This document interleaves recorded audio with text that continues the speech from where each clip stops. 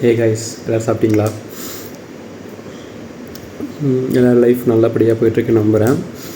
இந்த வீடியோ பார்க்குற எல்லாருக்குமே கடவுள் நம்பிக்கை இருக்கா இல்லை இல்லையான்னு எனக்கு தெரியல. ஆனால் கண்டிப்பாக அது ஒரு சுச்சுவேஷனில் எல்லாருக்குமே கண்டிப்பாக வரும். சில பேருக்கு வராமல் இருக்கலாம். அது அவங்கவுங்க தனிப்பட்ட ஒரு இண்டிவிஜுவல் சம்மந்தப்பட்டது, அவங்கவுங்க பர்சனல் ஒப்பீனியன். அது நாம் யாரையுமே எதுவுமே சொல்ல முடியாது. எனக்கு நடந்த ஒரு சம்பவத்தை நான் சொல்கிறேன். எப்போ அப்படின்னா, நான் ஒரு கம்பெனியில் ஒர்க் பண்ணிருக்கும்போது சேலம் டு கோயம்புத்தூர் நான் வந்துட்டுருந்தேன். அது ஒரு ஹாலிடே டைம், ஓகேவா. ஏர்லி மார்னிங் அங்கே கிளம்பி வந்துட்டு அப்போன்னு பார்த்தா என்னோடய வண்டியோட செயின் கட் ஆகிடுச்சு.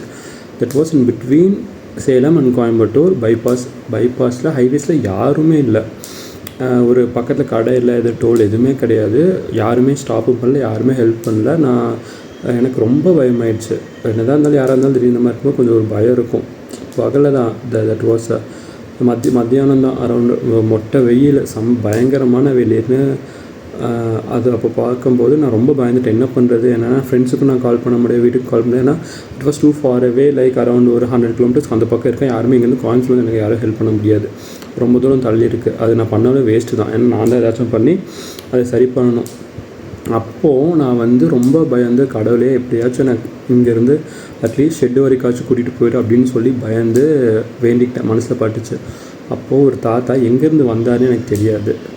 10 நாளாக அவருக்கு பச்சை சட்டை போட்டிருந்தார், காய் வேட்டி கட்டியிருந்தார், ஓகேவா.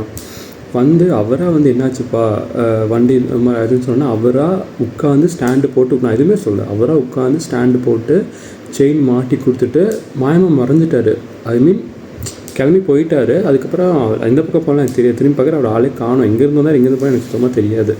நான் சும்மா ஜஸ்ட் ஃபார் கண்டென்ட்டாக, ஜஸ்ட் ஃபார் அவங்க என்ன சொல்கிறது, நான் ஒரு ஃபேண்டசி மாதிரி கிரியேட் பண்ண அப்போலாம் நான் சொல்லவில்லை. இது நிஜமாக எனக்கு நடந்தது நான் சொல்கிறேன். அப்போ தான் எனக்கு தோணுச்சு, உங்களுக்கு ஏதாச்சும் ஒரு பிரச்சனை அப்படின்னா அது அந்த டைம், இப்போ நான் கடவுள் இருக்காருன்னு நான் சொல்லலை. ஆனால் உங்களுக்கு ஏதாச்சும் ஒரு பிரச்சனை அப்படின்னா, உங்களுக்கு எப்போ தேவையோ என்ன தேவையோ அதை கரெக்டாக கண்டிப்பாக அவர் நடத்தி கொடுப்பாரு.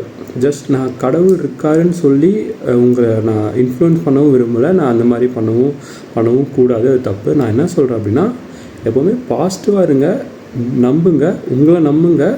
கடவுளே முடிஞ்சால் கொஞ்சம் நம்புங்க. அவரும் எப்போ உங்களுக்கு என்ன கொடுக்கணுமோ அதை கண்டிப்பாக உங்களுக்கு கொடுப்பாரு. அது உங்களுக்கு கண்டிப்பாக நல்லதாகவே நடக்கும், ஓகேவா. Hope everything will be fine in every one of us life. By.